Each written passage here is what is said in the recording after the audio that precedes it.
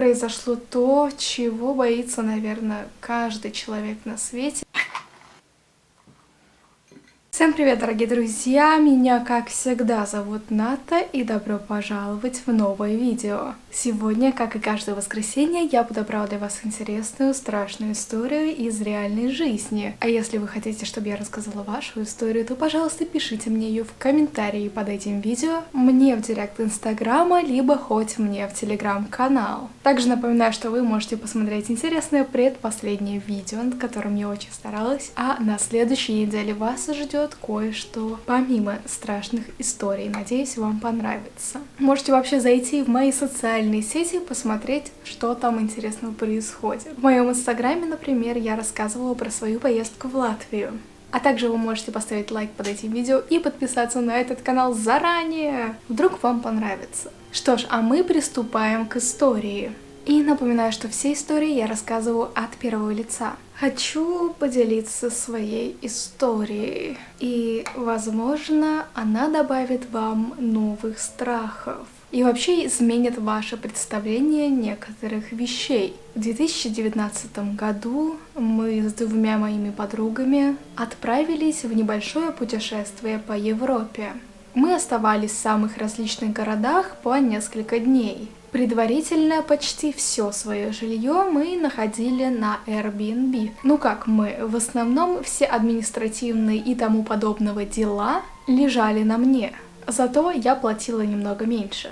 Не суть важно. Мы поехали в Венгрию. Конкретно в Бухаресте я нашла неплохую такую двухкомнатную квартиру. Она выглядела весьма просторной, там было много света и находилась неподалеку от центра города за весьма адекватную цену. Как только мы прибыли в город, сразу же поехали по месту назначения. И уже с самого начала все шло не по плану. Буквально как только у меня появилась сеть на телефоне, мне пришло сообщение от владельца квартиры. Он написал, что никак не сможет нас встретить, к сожалению. Но он передал ключи кое-кому, а тот передаст им нам, когда мы будем на районе. А еще написал извинения, потому что кондиционер в квартире перестал работать. Якобы буквально за день до нашего приезда сломался. И что, мол, придется довольствоваться просто открытием окон.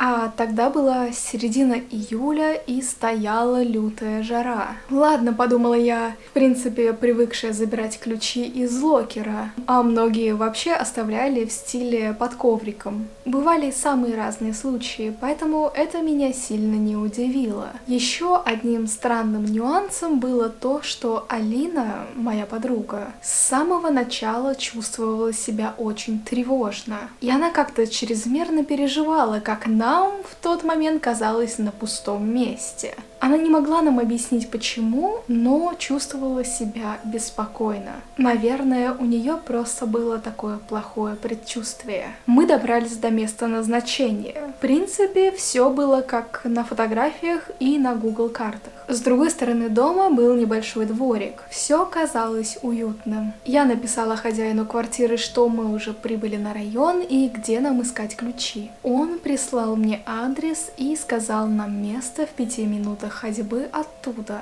Это был какой-то богом забытый бар с выцветшей вывеской. Через стекло было видно, что внутри за барной стойкой сидел какой-то криповый дед. Там же присутствовал и бармен, молодой парень, на вид лет до 30. И он изначально уже вызвал у меня доверие. Уж точно на фоне с этим дедом казалось, что ему можно доверять. Собственно, мы зашли в бар, и я спросила, есть ли здесь Григор. Этот дед медленно развернулся на барном стуле и издал утверждающий рык. Я на английском спросила его про ключи. Он пьяным тоном ответил что-то на незнакомом мне языке. Затем замолчал, громко кашлянул и грязной рукой, вынув из кармана ключи, протянул их мне. Взяв ключи, я попыталась как-то сгладить всю эту ситуацию, поговорив с барменом. Алина уже была в панике. Другая подруга просто молчала с недовольным лицом, а как я уже и сказала, решателем всех проблем в большинстве ситуаций была именно я. В общем, бармен со мной улыбчиво и мило пообщался и сказал, что нас ждет сильная жара и, мол, держитесь. Обязательно хорошо проветривайте по вечерам. Ладно, подумала я, здесь, наверное, у всех какая-то фиксация на открытых окнах. Да и мне думалось, что мы спокойно переживем жару, не впервые в конце концов. Наконец-то мы попали в квартиру. Стоял душный воздух, будто бы там 100 лет никого не было. Мы сразу же открыли окна и в отчаянной попытке поискали пульт от кондиционера, но не нашли. Почему-то нам казалось, что вдруг мы сможем что-то починить. Или вдруг он резко заработает. Все окна квартиры выходили на тот самый внутренний двор. Квартира находилась на 2-м этаже, но этаж был довольно низким. В целом, место казалось довольно безопасным. Мы немного раскинули вещи и пошли гулять по городу. Вернулись только вечером. И, зайдя в свою комнату, я почти сразу же заметила, что чемодан лежит немного не на своем месте. Это прозвучит странно, но перед тем, как уходить, когда я разбирала вещи из чемодана, я обратила внимание, что он лежал ровно по полоскам паркета. Я просто подумала, что это такое забавное совпадение, как ровно чемодан вписался в этот паркет. А тут он лежал не так ровно и явно был сдвинут. Ничего не заподозрив, я спросила своих подруг, больше по приколу, не трогали ли они мой чемодан. И обе ответили отрицательно. Но я четко помнила, что я его не передвигала, и перед выходом он лежал на том же месте. И мне повезло больше, ведь я отхватила отдельную комнату, где была кровать чуточку поменьше. А мои подруги легли вместе в так называемой гостиной. Поэтому, в принципе, причин подругам заходить в мою комнату не было. Тем не менее, из-за всей усталости я решила на это просто забить. Может быть, я не заметила и толкнула его сама. Мы покушали, немного выпили и завалились спать. Перед сном мы открыли окна, ведь дышать было нечем. И где-то в 3 часа ночи от невыносимой жары я вдруг резко проснулась. Так как спать было невозможно, я подошла к окну, чтобы подышать хоть чуть-чуть свежим воздухом. И из окон той квартиры, помимо дворика, было хорошо видно и окна квартиры напротив, которые находились на небольшом расстоянии от нас. Как-то присматриваюсь, даже не думая, в темноту чужих окон, и вдруг замечаю, что там стоит какой-то человек, и в руках у него гигантская камера. Хоть глаз этого человека видно не было, я чувствовала, что он смотрит прямо на меня. Я тут же закрыла окна, а штор, кстати, никаких там не было. И так как я была в сильном шоке, я пошла и разбудила девочек. Я им все рассказала, а они, в свою очередь, сказали, что перед тем, как лечь спать, Алина заметила какого-то подозрительного мужчину. Как раз в том самом окне у него был приглушенный свет, и он что-то ходил вокруг да около, и временами четко посматривал прямо в наши окна.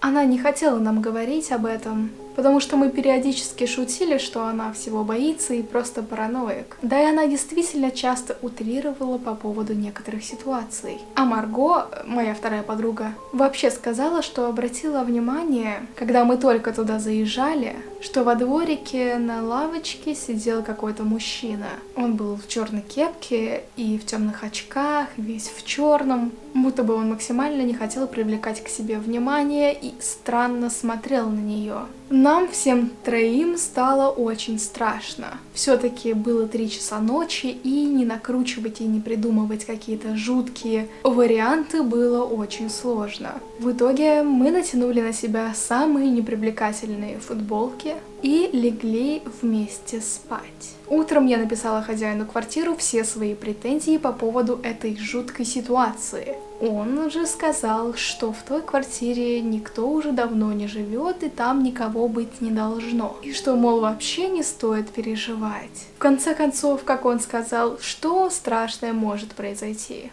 Мы, конечно же, хотели уехать как можно скорее, но ни у кого особо денег не было. У нас были четко зарезервированы другие квартиры, и весь бюджет на поездку был распределен. Сейчас я очень жалею, что мы не уехали раньше. Зная все, что произошло, я была бы готова заплатить любые деньги, лишь бы это не переживать вновь. В общем, утром мы пошли гулять в город, немного развеялись, вся эта история с криповым мужиком ушла на задний план. Мы обговорили, обдумали, действительно, что такого ужасного может произойти. Будем просто осторожны, даже если он нас фоткает. Мы же там одеты, ничего такого. Или что он бы там не делал. Будем просто осторожны. Нам оставался еще один полный день, и все. Потом мы уезжали в другую страну. Когда мы подходили к подъезду, у него стоял тот самый жуткий дед из бара, который дал нам ключи.